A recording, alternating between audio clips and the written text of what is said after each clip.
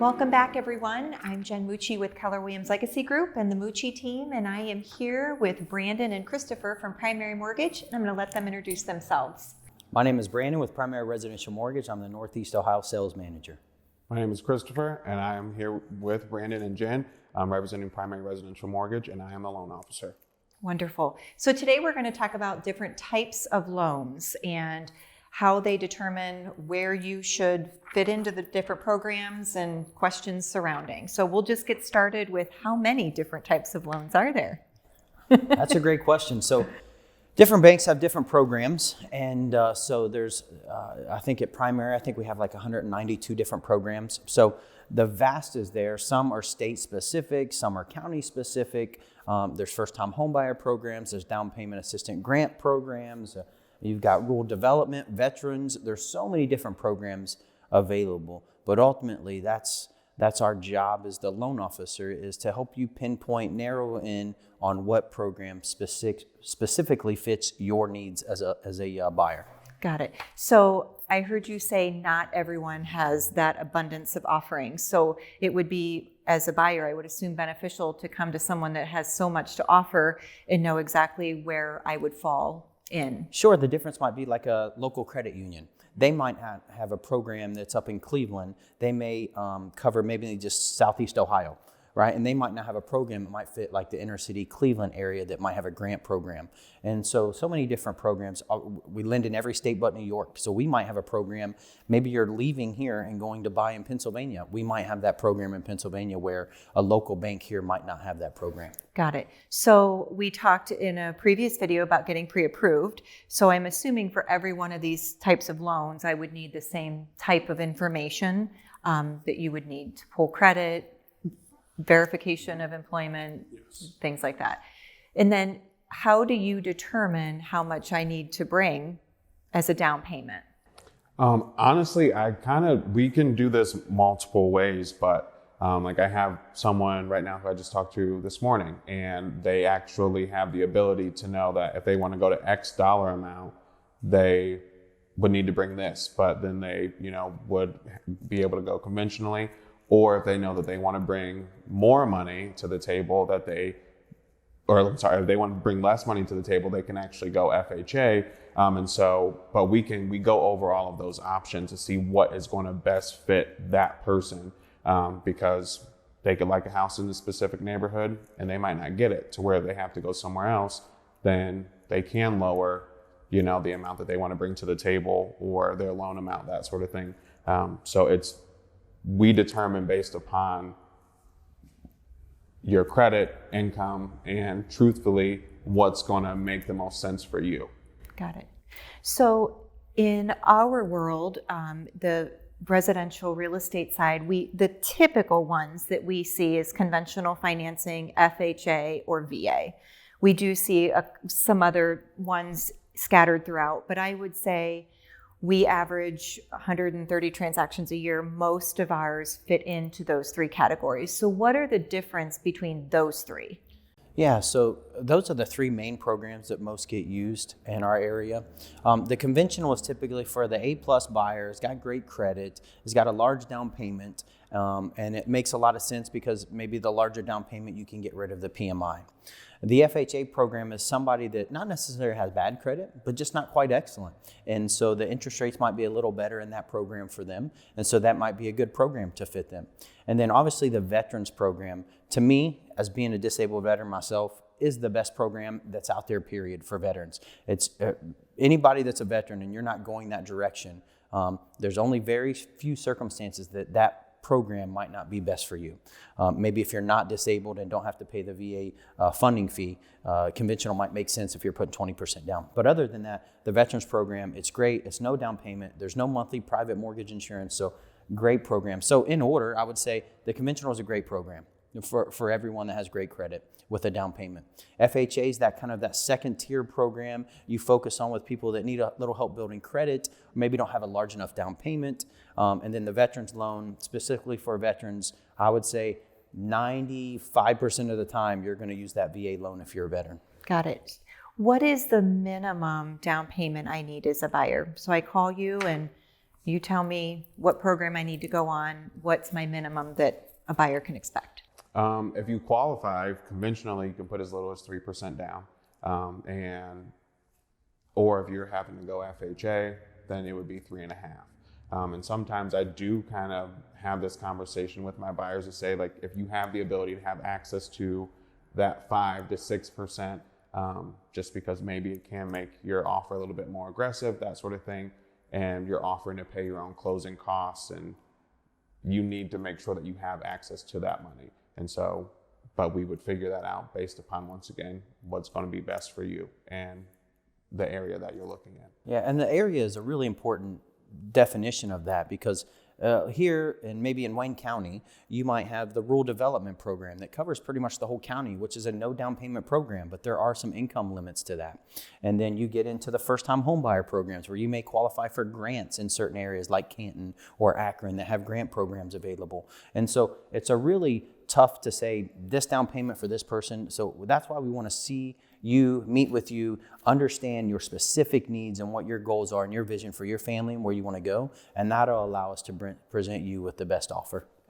So I've been saving, but I don't have quite 3.5% down. Buyer's excited to get started, but mom and dad want to help. Can they gift money to a buyer? They sure can. Hey, grandma, grandpa, mom, and dad, let's go. Yeah. Gifts are common, very common, because maybe somebody just got a slow start right out of college, haven't had enough to save yet. And so, or maybe there's a legacy gift where a family has passed away, unfortunately, and left some money to some family members. But a gift, as long as it's from family or a close relative, it's acceptable. Or a spouse can even gift. Sometimes maybe the husband might not be on the loan and the wife's the only one on the loan. The husband want to gift certain money to his wife because they're not in the same account. And so that account's coming from a separate account. So as long as it's a family member or a very close relative, domestic partner, usually gifts are allowed. And does that slow down the process if I get a gift? Does it have to be seasoned, or just as long as I have a letter showing that I got a gift and how I'm related to them? Great question on that, because some money does have to be seasoned for certain programs. So like conventional, it's not really, it's sourced from the gift donor, but it's not seasoned, that we don't have to see because we don't need bank statements for that. But like an FHA loan, that program, that money has to be in the account for at least 60 days from the donor. And we need the donor's bank statements to provide evidence of that. So if you maybe have the money, but it's in cash form under your bed, you saved $4,000 and we can't use cash for the down payments, you gift it to your mom, you give $4,000 to your mom, she puts it in the bank real quick and says she's going to give you $4,000 right back. That's not going to work because we have to see evidence that that money's been seasoned for 60 days in an account. So closing costs. Explain to me, when we get pre-approvals, some buyers, their closing costs seem very high to me, and with other lenders, they aren't. So I'm assuming lenders have different closing costs. Explain that, and then the different programs, are they different for conventional FHA and VA? Yes. Okay. One thing I will say is that if you get a pre-approval that has closing costs on there, if you don't have a house that is already picked out for that buyer, sometimes they could just be going on the higher end just to say like, hey, this is worst case scenario, which is sometimes not a bad idea, but it might kind of induce some fear because it's like, hey, I really don't know if I'm going to have that much money. So you have that option is what sometimes you might see. But then also on the flip side, you know, if you have FHA, depending on the amount of their basically their PMI, you have to pay your upfront PMI fee. But we can see to where like you can ask for it to be financed if you qualify or not. But if you don't, then you're going to see that as a part of your closing costs. And it's based upon your loan size. So depending on where your loan is coming in at, that can, you know, kind of hike those prices up. And then we also don't know, depending on what title company you're going to go with. So title company fees vary. So, if you have someone who is choosing a local title company that they've used a few times, they might get a better deal with them. And so those costs are going to go down compared to your first time home buyer who hasn't had that option.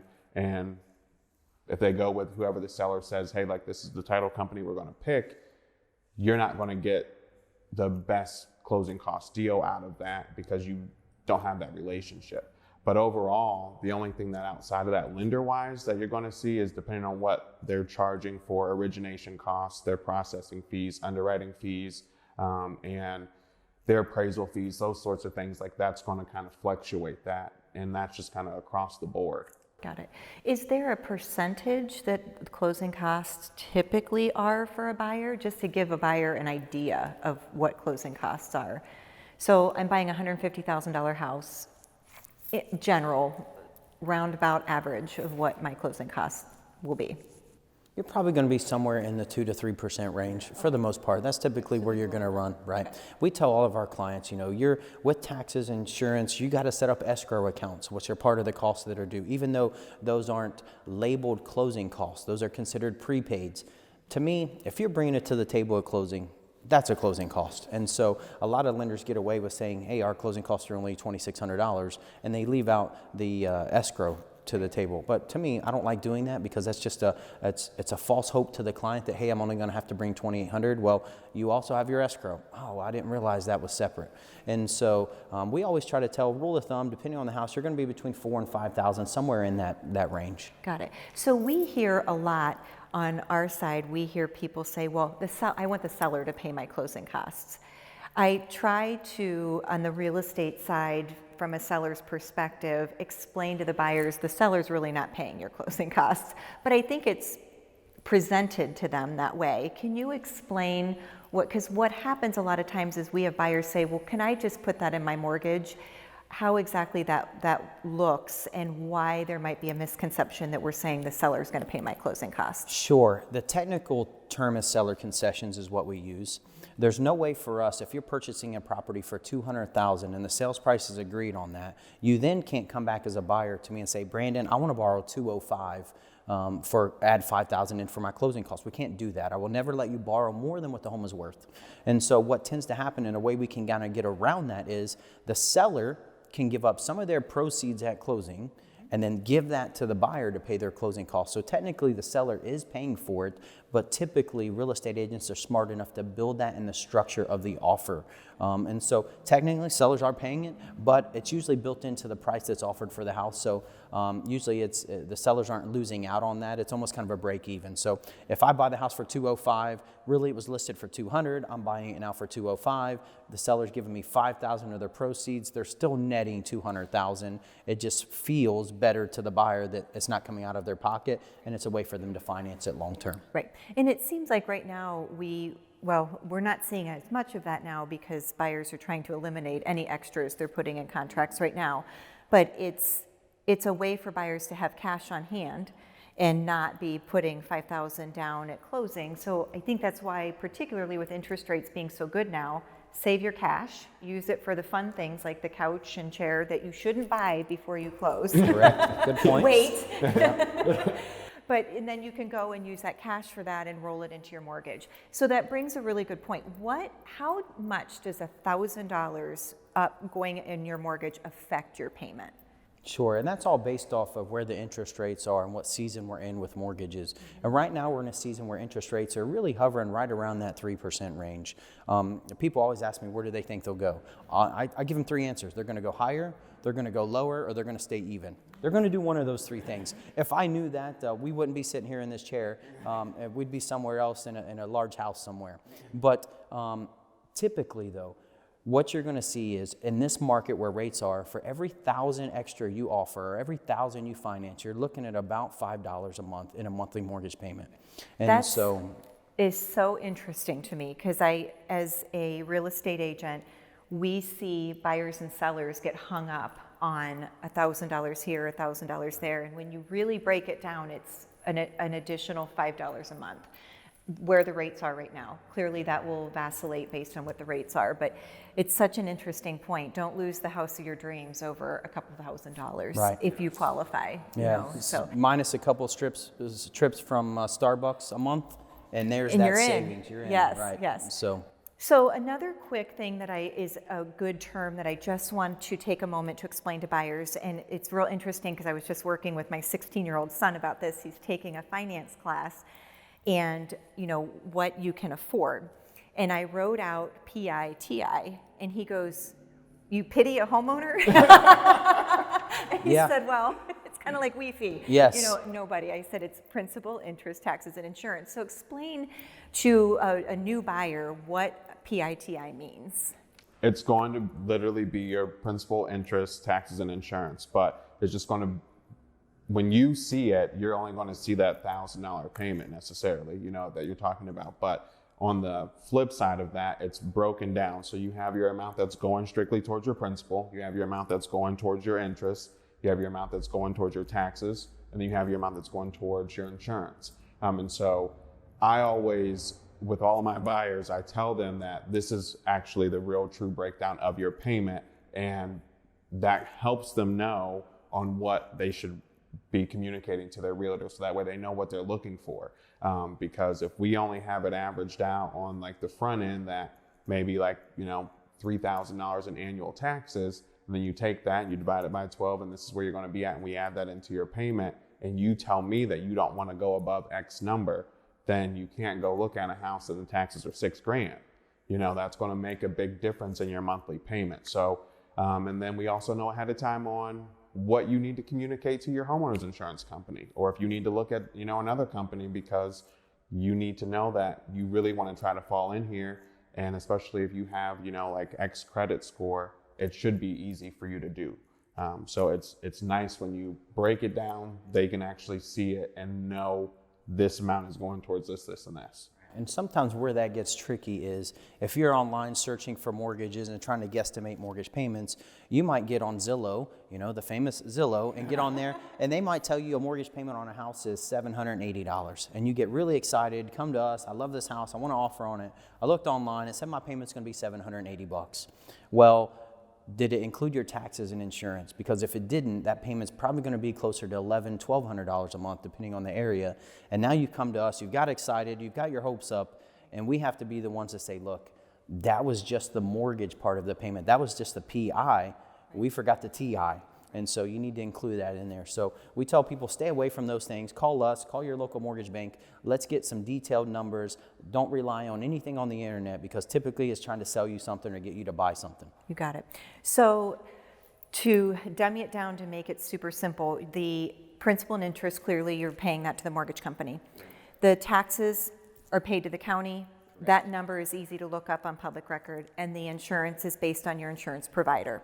So they take all of that, they divide your taxes and insurance by 12, and they're keeping so much in your monthly payment in what's called an escrow account.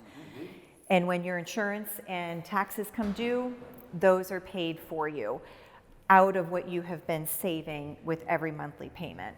So I think there gets to be some confusion as well with who pays the taxes and the insurance. So if you ever close on a home and a tax bill shows up at your house, don't ignore it, but just call your mortgage loan officer, because if you're paying into your escrow accounts, that should have gone to the bank. Correct. So just contact your local mortgage company, of who your mortgage company is, or your local realtor that sold you the house, and we can get you in touch with the right person. So very interesting.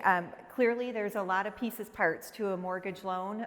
So choosing the right person to explain it to you and partner with you is critical in making your dreams of home ownership come true. So starting out with a great real estate team would be number one, and then we'll put you in touch with a great mortgage team with Brandon and Christopher. So thank you again. Any questions, please contact us. Thank you.